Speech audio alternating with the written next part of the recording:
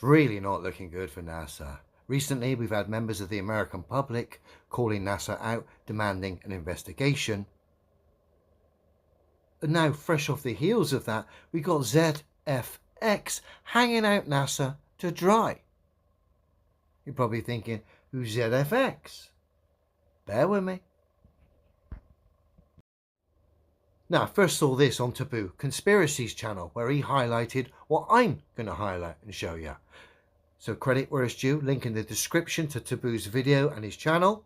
Pop over if you haven't already. But ZFX are a performing arts company, one that specialises in flying performing arts, as we can see on our screen here. I'm at their website, link in the description as well. And this is all very nice until we come down to the customers of ZFX, this performing arts company.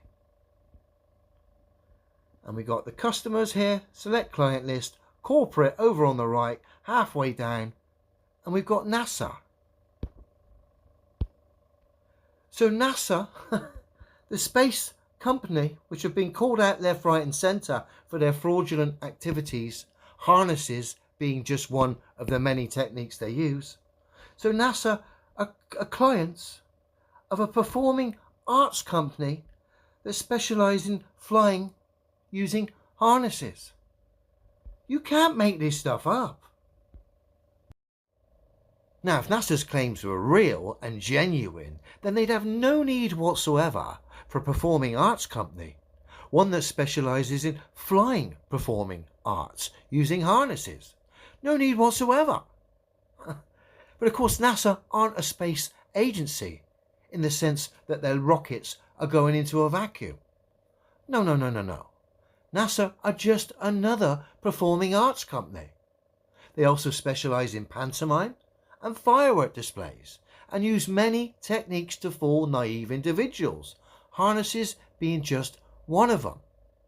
We've only got an entertained Canadian legend Chris Hadfield on one of his so-called stays on the ISS to see the harnesses at play. Look. Aldrin. So that's what inspired me, that particular book. After that, I read lots and lots more that just inspired me further, but that was really the one that set it all off. We can see Chris bending over, and in doing so, he's exposing the points at his back where his harness is. Now, that's obviously where the weights engage, and as a result, it's protruding with his top.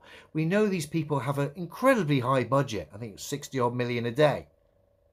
We also know they use green screens and special effects to sort of phase out the cables using green screen and special effects, and in doing so, fooling naive individuals thinking this silly pantomime is real.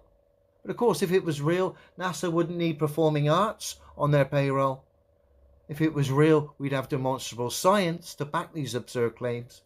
If it was real, we wouldn't have Canadian legends exposing his harness setup for us. And of course, if all of this was real, we wouldn't have the likes of Walt Disney and Warner Brothers faking globe evidence, which I've got on my channel. So I'm over at my channel, just scrolling down, just want to quickly show you. It's about a month ago, I think it was. Warner Brothers caught faking globe evidence. No one can defend that because they've been caught bang to rights. I think a few weeks before that, I had Walt Disney, courtesy of National Geographic, caught faking globe evidence. Again, no one can defend that. Now, if the globe was real, you would never need to fake so-called evidence.